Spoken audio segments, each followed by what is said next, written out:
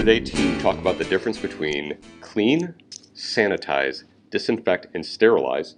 And we are with Mike Zanchi, with Gabriel First, and Joel Craddock, Docks Facility Solutions. Mike. Hello, everybody. We're going to start off today with the first question. How many of you have read a label of a disinfectant, sanitizer, hand sanitizer, or disinfectant or sanitizer wipes? Gee, Mike, I don't see a lot of people raising their hand. It's often something that many have not actually taken a look into. When you look at the back of a label on a sanitizer container, particularly the wipes that a lot of people were using in their homes or even in their offices and desks, everybody has learned from their mother, their father, how they were used. And most people just take the wipe out, they wipe down a surface, it dries within seconds, and they just keep going. When you read the back of the label, what does it tell you? It usually tells you to let it sit in a wet state dwell time of about 2 minutes in order to get the kill rates that are specified on the container itself. Even sometimes, though, before that is a question I've asked many times through my years of coming through the ranks of doing contract work and cleaning in facilities, and on the formulary and working with raw materials and a lot of different blenders and branded labels. Many of them, they often will say, they will state it's a cleaner, but to be used on a pre-cleaned, non-porous surface. In many will have somewhere in the, if in the presence of a gross soil load or some way of describing some level of soil. In many, many times through my years, I've asked, what is their definition of a gross soil? What is their definition of a soil load that would require pre-cleaning? It is a very important component along with the dwell time, like you just mentioned. Absolutely, and the big thing in the cleaning world is most people forget about they have to do that load. A lot of consultants that were in our industry talking about it during COVID always talked about having surface free of soils. Soil load could be a ring left from a coffee cup. It could be a fingerprint. It doesn't necessarily have to be a gross load. But again, to your point, when people are talking about soil loads, it needs to be defined a little bit better than what it is. And that's, I think, why we want to do these podcasts, is to raise the awareness of different topics within the industry that people seem to struggle. It's a very, very confused thing. And, especially with people, the one beautiful thing through the travels in our industry is that the majority of people, and I guarantee, in conversations, you've got the same thing, the majority of people we interact with, they do try. They do care about what they're doing, but the industry is not always focused on the how as much as sometimes you should be than to hear use this. And it's very hard, especially not everything kills everything. There's different dwell times. There's a lot of factors within that have to be considered to really focus on the target that you're going for in the end result of keeping a clean, safe, sanitary, and then depending on their needs, the next stage of disinfected and all that, to understand what they're doing. It's so critical because I do own a cleaning company as well as a consulting company, and I was working with some of my field employees today, helping them understand what the labels meant and how to use the chemical properly and what they were trying to do. What was the end goal? What were we trying to accomplish when we were working with chemical, so that they understood not just what they were doing, but why they were doing it, and understand most importantly the label, because so many times in this industry people are just handed a bottle and say use this with no training. And that is like common practice. I don't care if you're an in-house operation. I don't care if you're a franchise system. I don't care if you're a contracting service. Most people are just handed something and said, go, this is what you need, and they're just let to do it. And there's so many factors you have to consider, including what surface that you're working on. I know you and I even get to the point where we use litmus paper so that we're figuring out pHs, so that we're using the right chemical to remove the soils without damaging the surface. And even that's a lost art.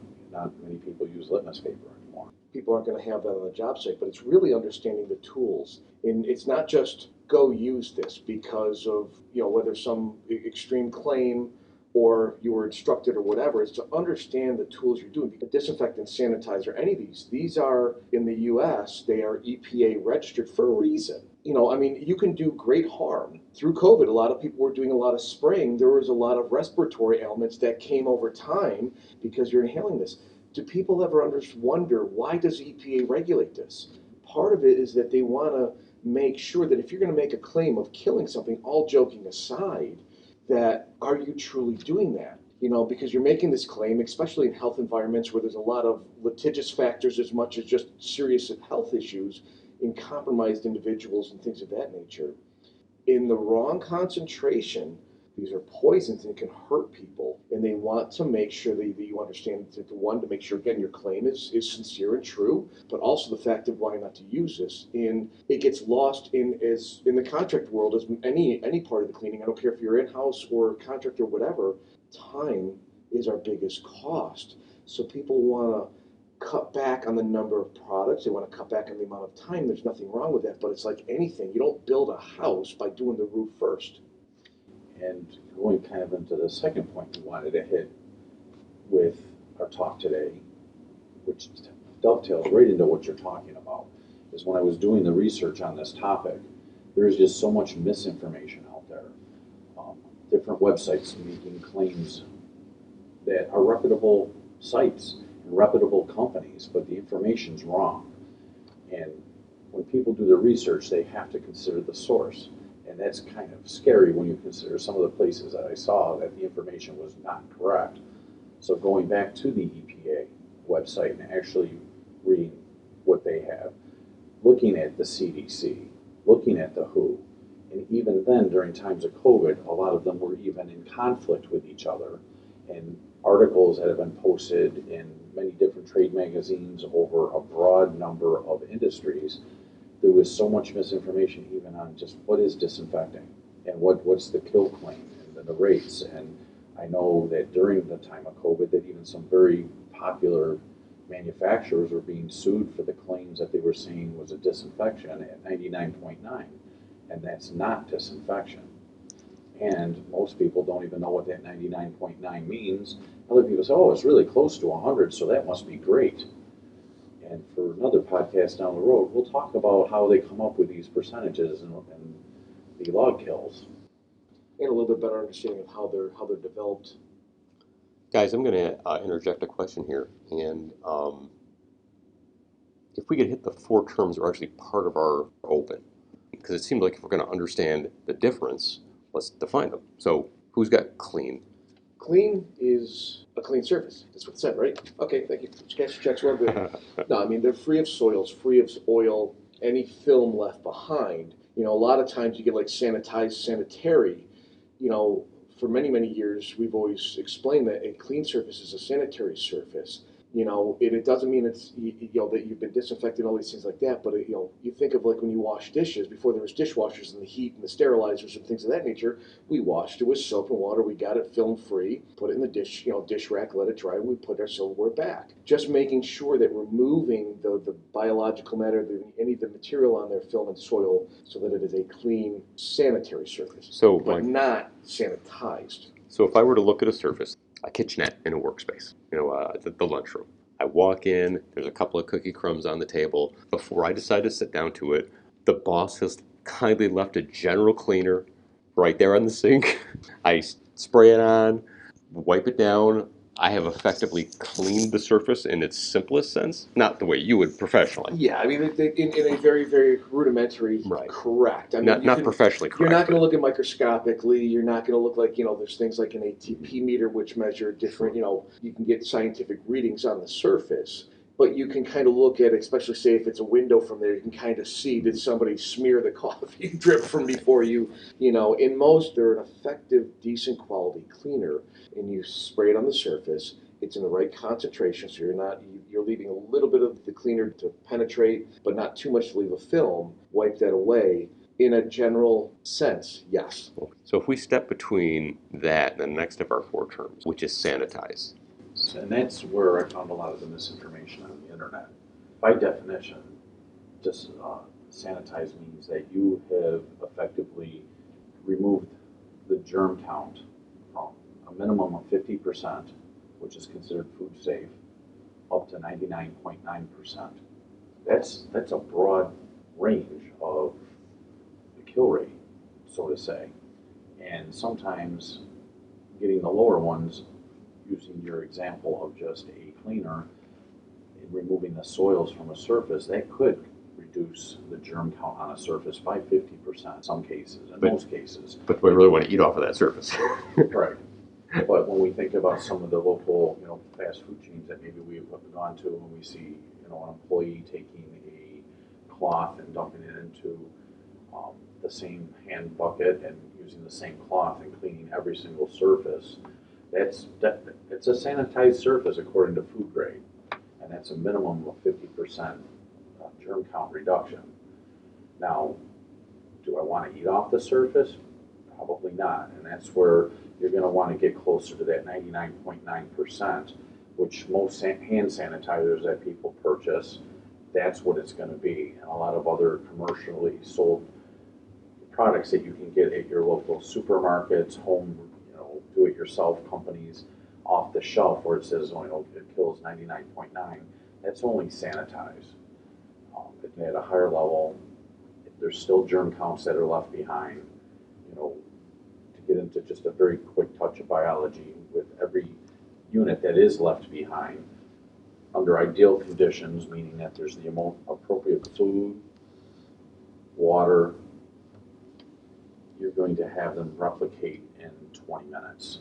So you can have, in a very short period of time with just one, millions and millions of germs over just a course of a few hours.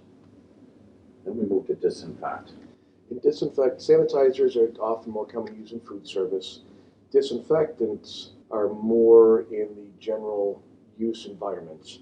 That when you have the situation, you go back to the coffee table. In a healthy human being, the combination of anything may have been there, your body, your immune system can compensate for that and fight off that. Now you get into things like healthcare, where you have people with compromised situations. A disinfectant has a higher efficacy rate. It's usually a stronger concentration. It will kill more elements. And sometimes in disinfecting, as much as sanitizing, it's also removing them as much as it can be to actually kill. Some people always think of kill.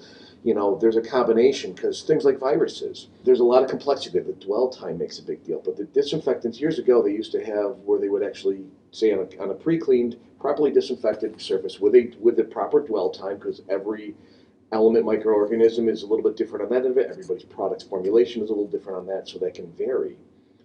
They would give a dwell time that if it was untouched, it would be effective for, say, 4 to 6 hours unless directly contacted, or, say, ambient air, touched it and there was a dust mite or whatever, a virus and stuff like that was in the air, hit that surface, it's now contaminated. The disinfectants will tend to leave a somewhat of a microscopic residual to hold those microbes and to kill them, or inoculate them so they can meet their claim standards. But those are used more in healthcare. They can tend to leave. That's where you see a lot of times where sometimes you can, if you're using it to clean and disinfect, and they need to be totally separate functions. We're not getting into today, but that film, microscopic film, builds up, and it can become more lethal and actually cause more peril than they deliver. But disinfectants are usually used in your general use of your homes, of a stronger ratio. They're more effective against viruses, more effective against bacteria, molds, and things of that nature.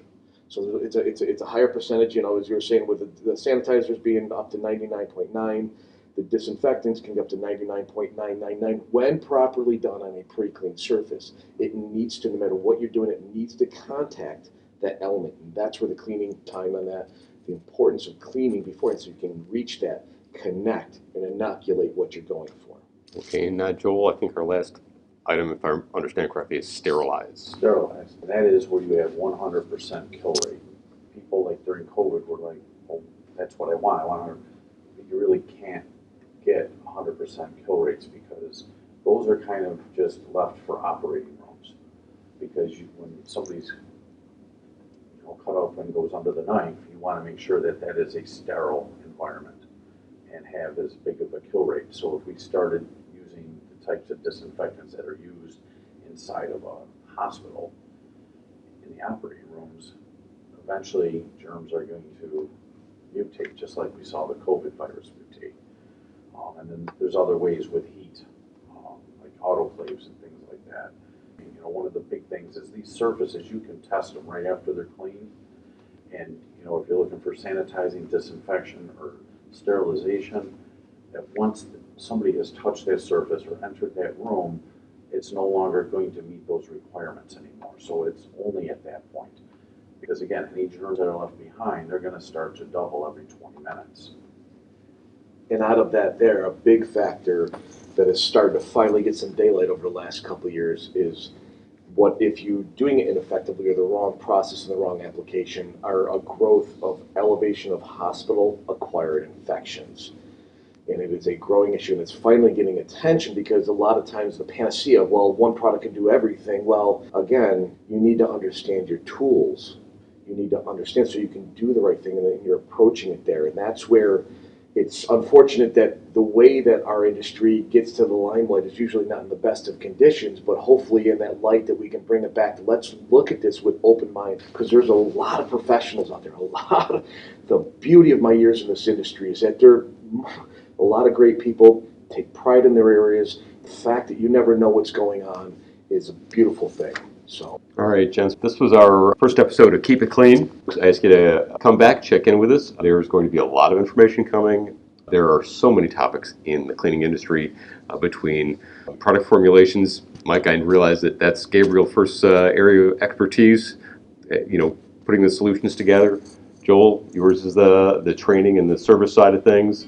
Looking forward to some interesting comments and sharing a lot of very, very useful information. Thank you, everyone. Thank you.